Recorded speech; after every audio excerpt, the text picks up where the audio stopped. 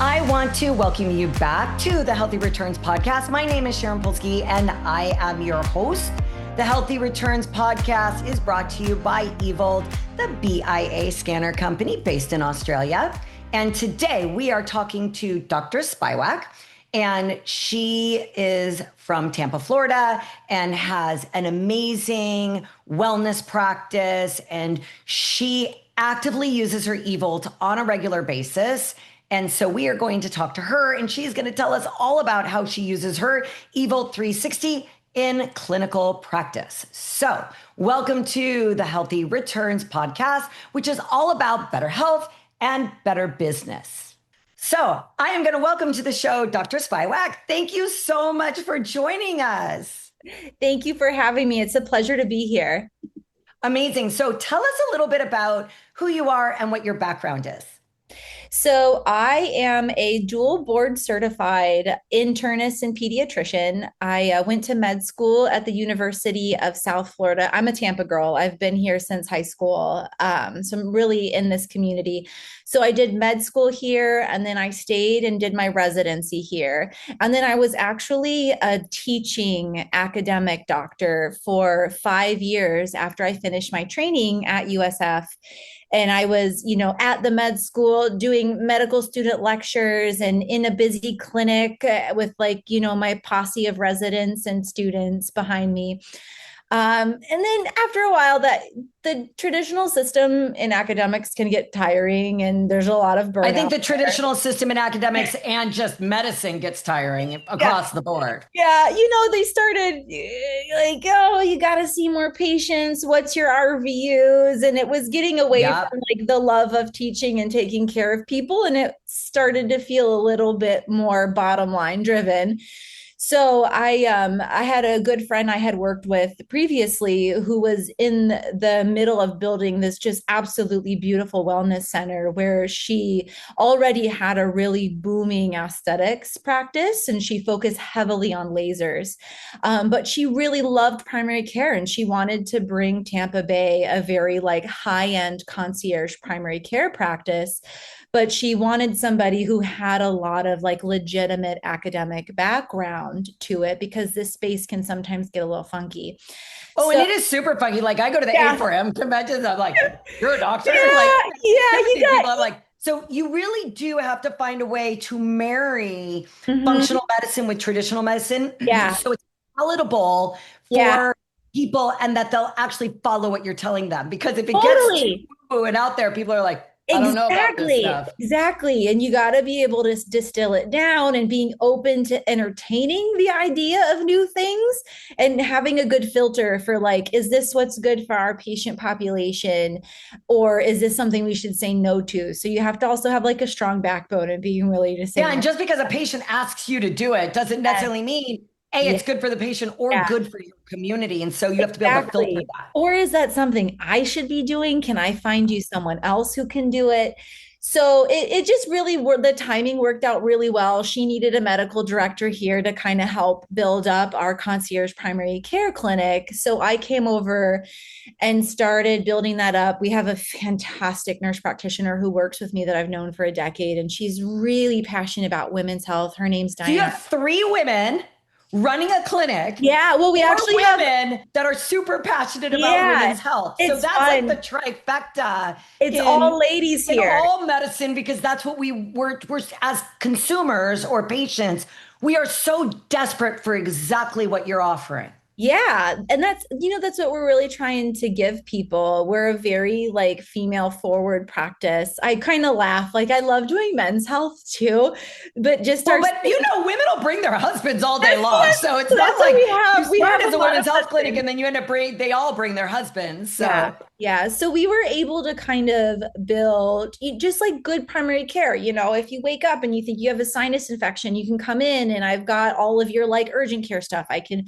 COVID and flu swab you. If we do all of your blood work in the office, annual exams, you need a pap smear, whatever, we've got all that covered. We can get you referred to good doctors that we trust, and you can Do you see. take insurance for part of your practice and then don't take insurance for other parts?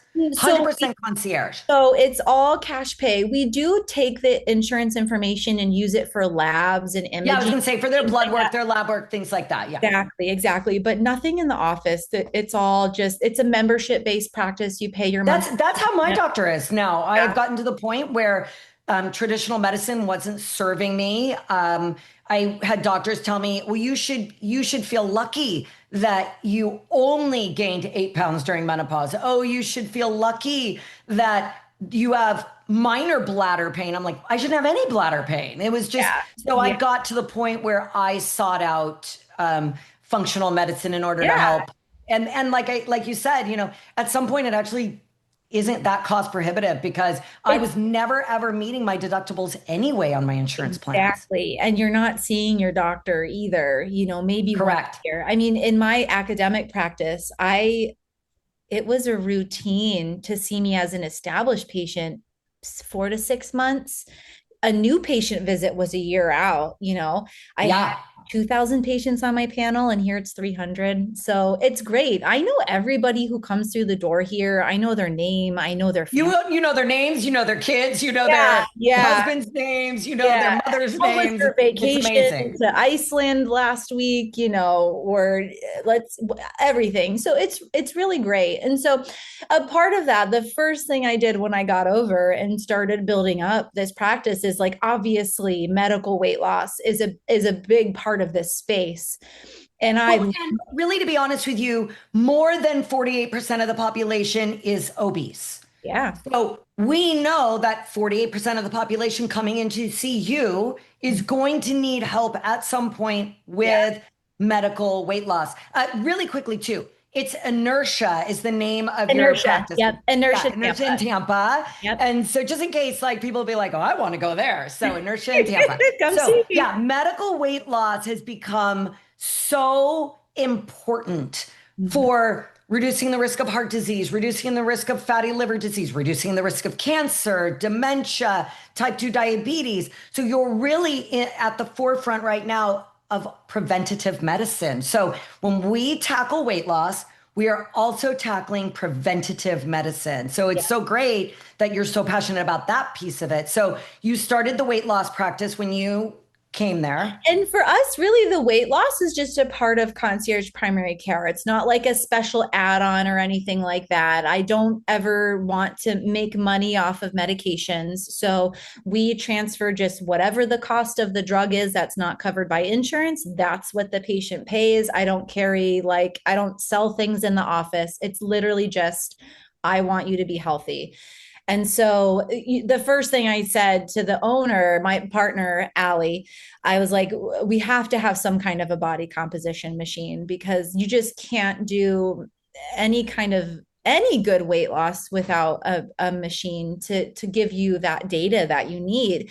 Because I feel like GLP-1s have really become kind of polarized in medicine, especially on for no reason, really. I mean, on but I social agree media. It's just people. In fairness, there's a lot of people who are doing it wrong.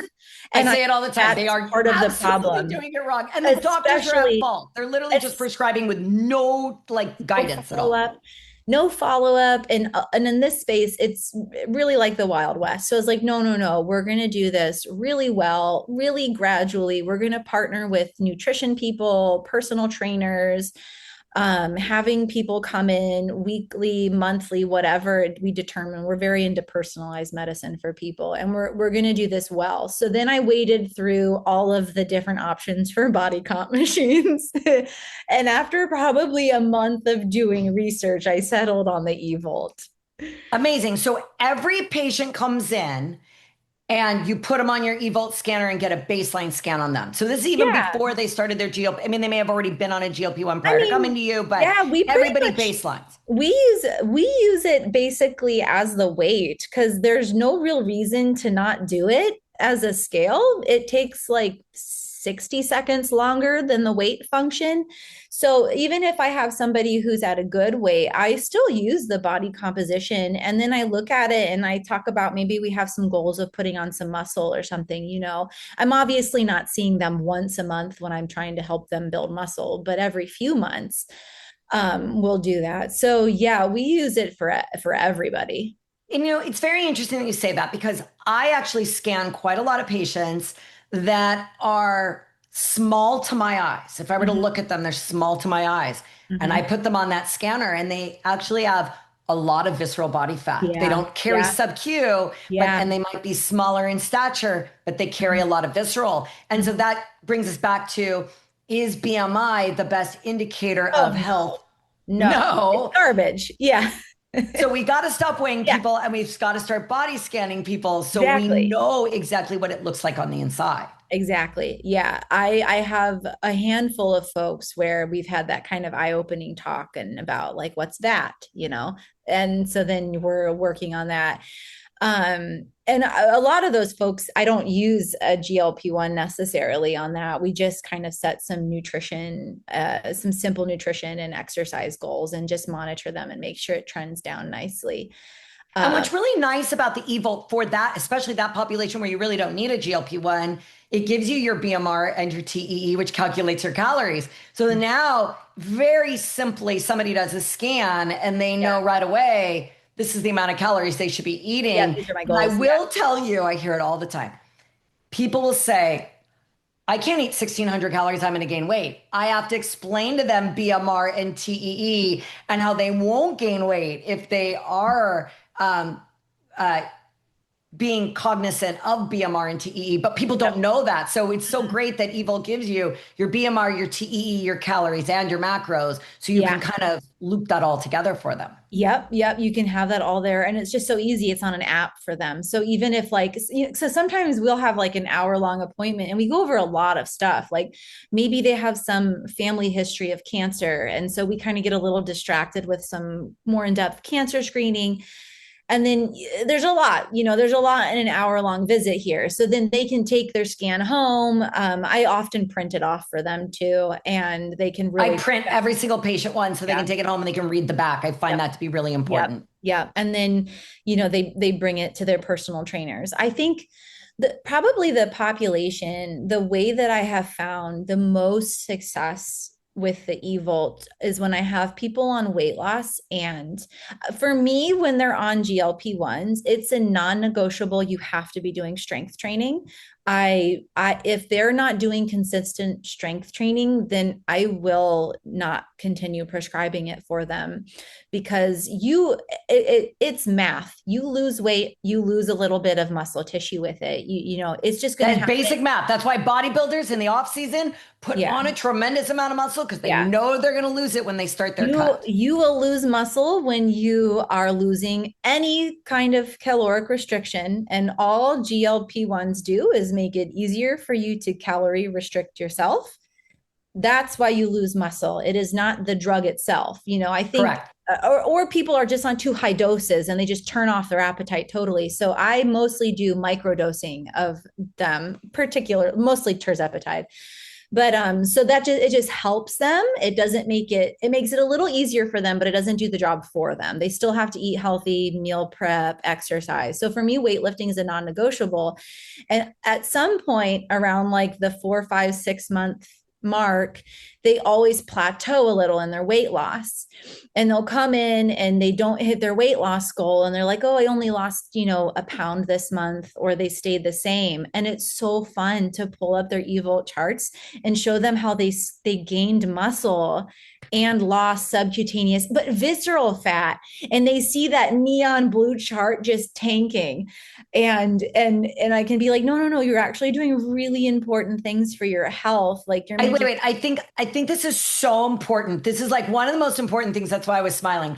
This is one of the most important things we have to explain to people. This is why we cannot use weight to prescribe GLP-1s. No. We cannot use weight. Mm-hmm. You gave me the perfect example. It is always month 5 or 6. People are gaining muscle, still losing body fat. The scale told your patient they weren't losing any weight. So they came into you and said, I've plateaued on my GLP-1. You say, no, you haven't. And you show them with the chart exactly what's happening. It's And then beautiful. what happens is they become motivated. It To makes keep them working want out. to go back to the gym because they're gaining muscle and losing body fat. And for the first time in our history of being coaches, a client can lose body fat and gain muscle at the same time, which I is have very had fascinating. people, I mean, I have one patient who he came to me morbidly obese, hypogonad, testosterone in like the 200s, and he had already been on Ozempic, basically, or semaglutide, and he's on high dose, second highest dose that there is. And so I told him, I said, listen, we're going to put you on a little testosterone. And I will keep you on the high dose that you're on. It's not my favorite, but we'll continue it. And I said, but you have to go to the gym a couple of days a week. And it has been so phenomenal to watch his muscle mass increase just exponentially while his visceral fat is just tanking. And he's not losing a ton of weight a month. It might be just 4 or 5 pounds, but the composition change, he's like, I went on vacation with my family and I'm just like getting suitcases in and out of the car. And before I would have been huffing and puffing, and he's just like yanking them out like they're nobody's business. Just it's really, he's doing life-changing things. And I love that I have that body composition machine to where I can show that to him. What are the most important categories on the result sheet that you really use in clinical practice to help drive patient compliance? Yeah. So for me, body fat percentage is a pretty easy off the top one. That's a low hanging fruit to grab. Yeah, but I feel like everybody's going to look at that anyway. So I just don't, I don't really focus that much on it. And I've always said people that are overweight already know they're overweight. So it's right. Yeah. I think to be more. Yeah. That I use that a lot as people are starting to lose weight and they're kind of getting to help them set appropriate goals. Cause sometimes people have really aggressive weight loss goals that, and I have to explain to them that a body fat especially women, I don't know, it's just the world. Everybody is so jaded.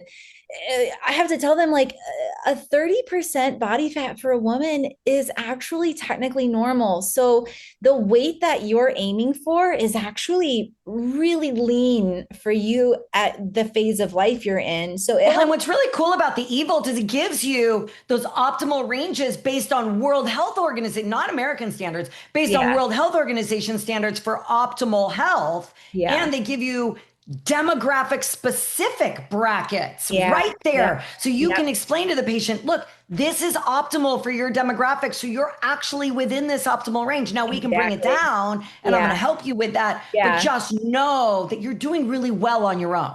So I use it a lot for people who have weight loss goals that I think are out of proportion for what they need to be. And I actually use it as a reason to not start people on GLP-1s because I think a lot of people reach for them as an easy answer. And I don't like that.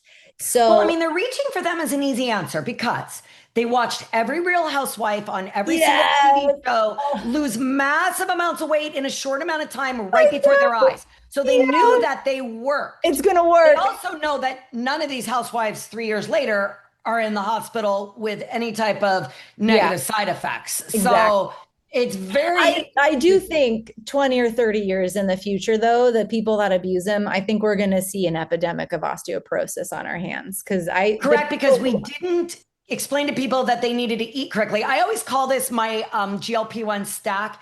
Every single patient I have on a GLP-1, I give them protein, a really good multivitamin, by the way, a really good protein, not what you get it on Amazon, but a protein, a really good multivitamin, and collagen, because good collagen really helps with gut health. It helps with joint repair. It helps with skin, hair quality, all of that. So I agree with you.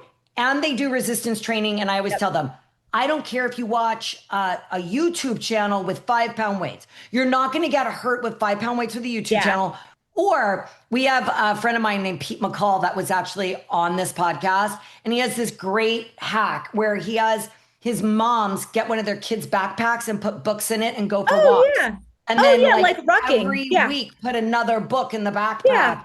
And so it's like a rucksack. And it's Yeah. like, if I got, look at, we both know our very, very tremendously obese patients are terrified to walk foot in that gym. Yep. I'm not gonna, I gotta meet people where they're at. But if it Yeah. mean YouTube, 5 pound weights, go for a Yep. walk, 5 pound weights, Yep. rucksack, like Yep. get them moving with I some weight. preach the 10-pound weighted vest I scream it.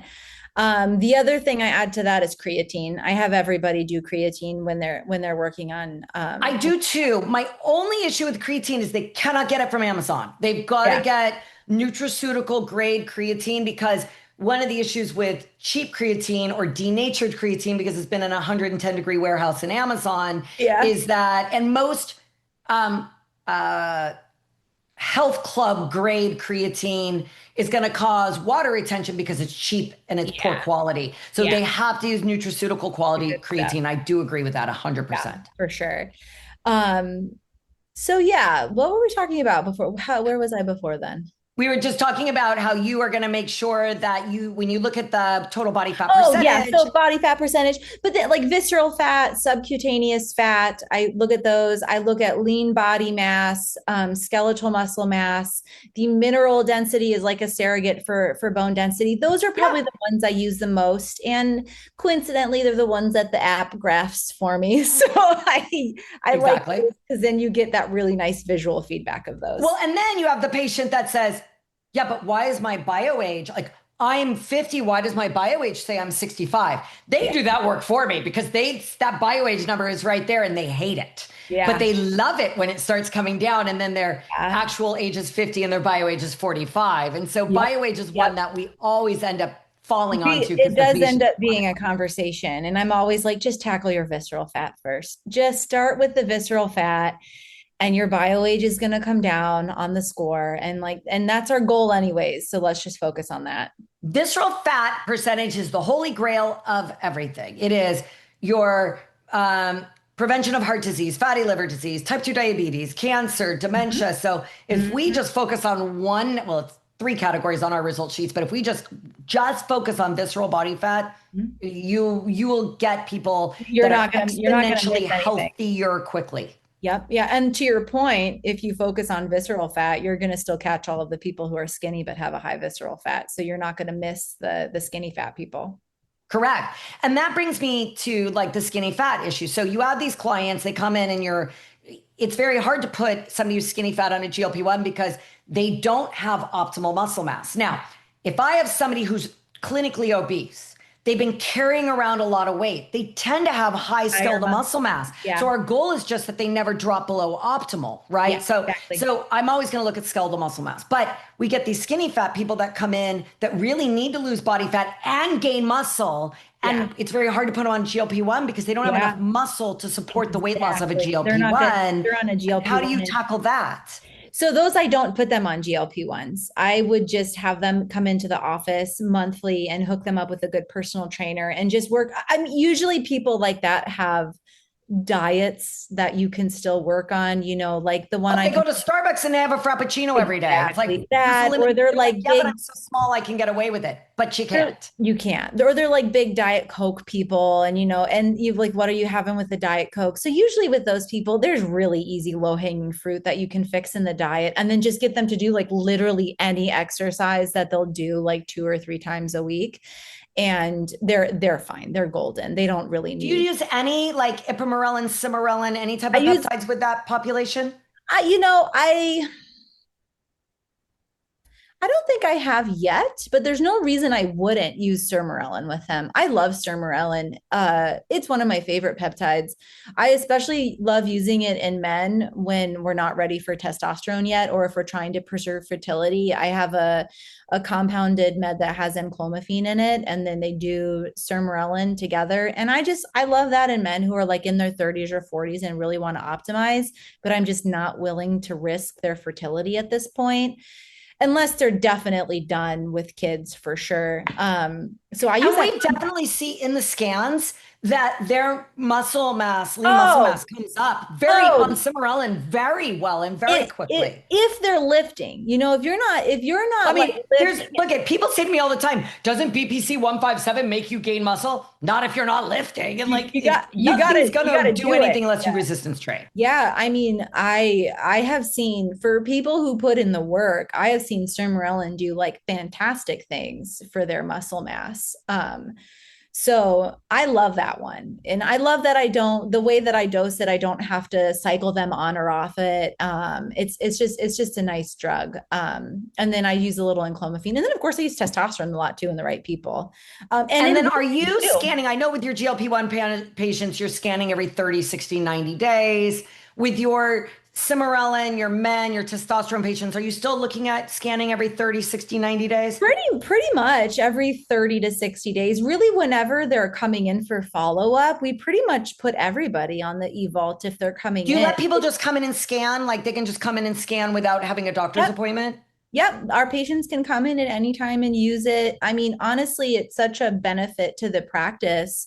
They can bring in friends if they want to. I mean, we don't market it or make money off of it at I was gonna all. say, do you charge for scans? We don't at all. It's included in their membership. And we have a couple of friend personal trainers that we let use it. And for us, it's a benefit just having people come in and see the space. And the scans don't cost us anything to do. So for us, if it's about like health and kind of getting information out there, we don't charge for it. I agree with you 1,000%. No doctor I work with charges for it. And I will tell you, no gym I work with anymore charges for it because Yeah. they know the more people they scan, the more opportunities they have Yeah. for them to become members of your Yeah. facility or Because if become you, members of a gym or utilize personal training or yep. utilize a nutrition plan. So the more people we scan, the more opportunities we have to sell. I know you guys don't really sell, but Yeah. you do. We all do. We sell our Yeah. services. So, Yeah. so I am a big proponent. We scan everybody and we do not charge for it. Yeah, anytime we have an event here, we do a lot of wellness events and education events. We always just have the Evil out with a fresh pad of paper and people can just scan themselves. It's so easy. You just really So I need. tell people that that's my number one hack. I hate doing Facebook ads anymore. The CPA on them is so bad. We just did a report. This is for a doctor's office of mine, and their cost per acquisition was over $900 per patient on it was wild Wow. on a current program that they had just ran on Facebook. And they were like, we're done. We're not doing Facebook ads anymore. And I said, look, I've got the best hack for you. You're going to do wellness events. They're going to be open houses. You are going to encourage all of your patients to bring friends, families, and neighbors and have every person scan. Then you're going to download the data from your insights dashboard, upload it to your CRM. And also, one of our reports now has cell phone numbers on it. So Yeah. you can actually download it and upload it to your SMS as well. And now you have got this whole new base of leads that Yeah. you can encourage to come in for follow-ups.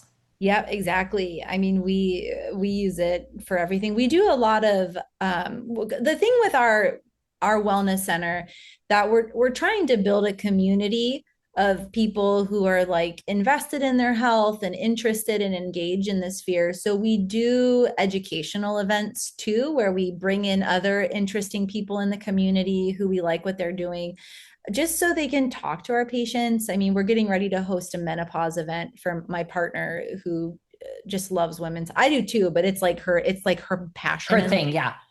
So we're gonna like you do some menopause myth busting stuff and just really for our patients even to come in and just get educated.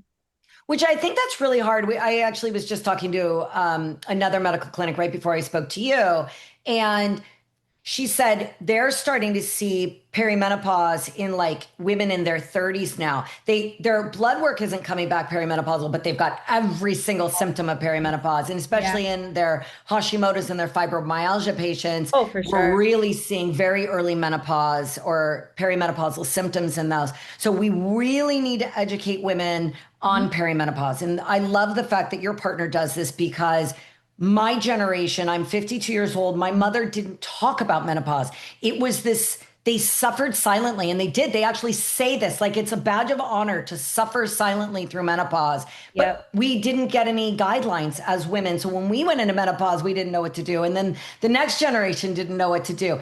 I Yep. love that your generation is normalizing conversations about menopause so we actually can help these women. It's funny sometimes. I mean, it's not funny, it's sad really, but people will come in and to us, it's like, it's just a normal conversation. I mean, for us, like, even we literally do everything. We do transgendered care, we do hormone replacement therapy, so for us it's all very normal. We just talk about it super openly. We talk about sex really openly with our patients too.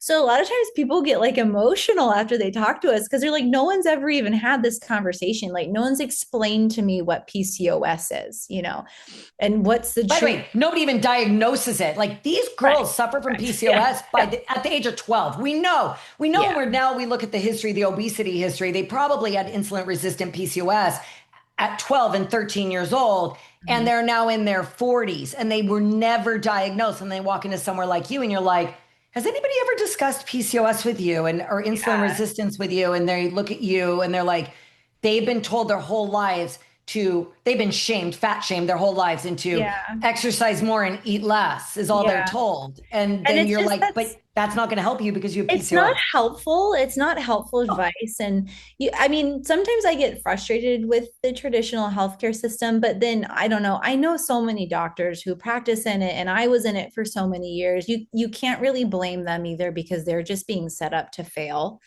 And Agreed. everything is being set up to If fail. we just look at a gynecologist alone, their entire training is how to make babies and deliver babies. But Mm-hmm. how many women don't want babies? How many women actually are in childbearing age versus the entire rest of their Yeah. gynecological life? And so it's so fascinating. Now, there are a lot of great gynecologists and OBGYNs that go and do continuing education, but that isn't the primary focus of their initial education. And it's No. doing women's health a massive disservice. Yeah. And the other thing that no one really talks about is how poorly reimbursed women's health is for physicians in the traditional medicine system. I mean, for a urogynecologist to stay afloat as a private practice is really difficult. I mean, they don't have time to sit and talk to you about your pelvic floor for an hour because if they did Correct. that, they would have to close their doors. So we have those conversations here. We were talking before we went on air about the BTL devices, the M-Sculpt Neo. We have the Emcella chair that they offer, and it is hands down my favorite thing that we have because it is a phenomenal device to use for pelvic floor health for women and men. We have some men. I mean, and female incontinence is something that is very prolific that nobody talks about. Well, and I think even worse than that is that it has been normalized for, I took my kid to the trampoline park and I peed myself, or I laughed and I peed myself. Ha ha ha. I had two kids. This is How my about life. I sneezed on my way to work and I Yeah. had to go home and change my clothes or carry a change of clothes with No, me? I hate it so much. I have had three children. That is not like, that's not an option.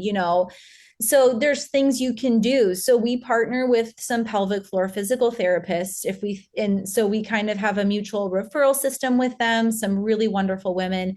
We have the Emcella chair and it just really, really helps women a lot, and I tell people, I'm like, that's not normal. That's not No, normal. it's not normal. You should not be urinating yourself ever, never. So Never. never. So then we actually pair that with the M-Sculpt Neo, and we have it called the Core to the Floor program, especially for like postpartum moms. We'll get them in here and have them do that. And you know what's really fascinating? We do a lot of Evolt scans with M-Sculpt, Neo, and M-Sculpt because we can actually track the progress when we look at the segmental. It's really, really cool to see. Yeah, we do the same thing. Everybody does an Evolt before they get on our Neo, or we try to. That's our goal, but it's busy and people are running around like chickens with their head cut off sometimes. That's why I always put my Evolt in the waiting room. And so I'll say, hey, did you do your Evolt yet? Oh, no. And they'll go do it. And so they all just do it. That's smart. That's smart. We just don't worry about privacy anymore for an Evolt scan because the way the display is, they would have to somebody would have to look over their shoulder to be able to see the display. So now I just leave it in the waiting rooms and just everybody that's just part of their admission process. They sign in. I remind them to do their Evolt scan. And then when the girls go to walk them back, they hit the print button, grab the scan, and carry through. Or the patient knows to hit the print and then they hold it while they're waiting. And they got it. Good, good. Yeah. So if you had any advice to give people that are considering adding BIA scanners into their clinical practice, what would that advice be? Oh, I mean, it's a non-negotiable for anybody. If you're trying to do any kind of weight loss or any wellness or health with your patients, you really have to have some kind of a body composition machine. We tried to use the cheaper ones, like Hume or something. We had some of those. They just don't work very well. I think they're really built for home use. So if you want to be able to just put patients on it all day long and it's just like a workhorse in your practice, I think the Evolt's just a no-brainer, really. And I mean, really, the reality is our goal is to monitor progress by creating comparable scans. Yeah. So there is no direct measure of body. I say it every day. There is no direct measure of body composition other than melting the fat down from a cadaver, which we are not doing with any of our patients. And then people will say, yeah, but DEXA. I'm like, first of all, you can't give somebody a DEXA scan every 30 days, but 2 DEXAs are not even comparable. So how can you say the DEXA is more accurate than an Evolt, because 2 DEXAs don't even compare? Same DEXA. Yeah. The same DEXA. Yes. Pain in the butt when you're doing osteoporosis management, which we do here, if that's a whole nother thing, because then you're like, what do I do with this? Because it's a totally different device. And like, yes, how do I in my head wrap around, like, do they have improvement on their therapy? Well, and that's the other thing, is like the Evolt is so easy to read. Like it's it literally spits out everything you need to know, and then you can pick and choose what's applicable to this patient. And my favorite thing, I feel like I've said this a bunch of times, I love the graphs that it makes. They're so great because you just watch like the yellow line go down, the neon blue line go down, and the red and blue go up, and then you're like, look, and it's just so simple. Even I don't even really harp too much on the numbers. I just look at the visual trends because I feel like that's really easy for people to digest. I agree. I think that just looking at the trends is the easiest for people to understand. I also I'm not an app person. I can't have another app on my phone. There's a web app. So I don't even have to have an app on my phone to get all of my data from Evolt. I can just go onto the web app and I can show my doctor. I'll be like, look at this. So I always tell people, I am shameless. I tell people my story. I take tirzepatide, low dose tirzepatide. I microdose it because I have so much inflammation. I hold so much water and I struggle with my weight. And people are like, yeah, but you're so tiny. I'm like, but that's because I do all of these things that I'm able to say small. But then I show my doctor my Evolt scans. I'll be like, look at how good this looks. He's like, that's unbelievable. And we always use like my Evolt scans to show what good looks like. And it's just such a funny thing because people take pride in their Evolt scans when they get better and better and better. Like the owner of our company, he Evolt scans every 30 days and he posts it on his Instagram and he talks about his Evolt scans. Everybody that does an Evolt scan takes so much pride in it. Yeah, absolutely. We do. Everybody here, we all do our own Evolt scanning too and keep track of it. So I love it. It's kind of a no-brainer part of our practice. I love hearing that. Dr. Spiewak, thank you so much for talking to us about how you integrate Evolt into your clinical practice. Thank you. It was so nice to meet you and chat with you today. Have a great day. So that was the amazing Dr. Spiewak from Inertia in Tampa. And as you can see, they really use their Evolt inside of their clinical practice. Like she said, every single patient steps on that Evolt, whether they're there for functional medicine, traditional medicine, aesthetics. So they have a broad practice and they use the Evolt on all of their patients. I want to thank you for tuning into the Healthy Returns podcast, which is all about better health and better business.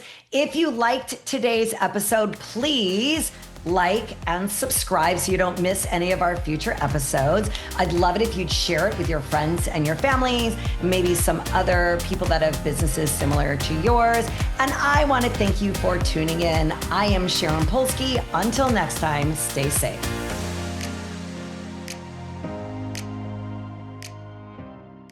The Evolt podcast is for informational and educational purposes only.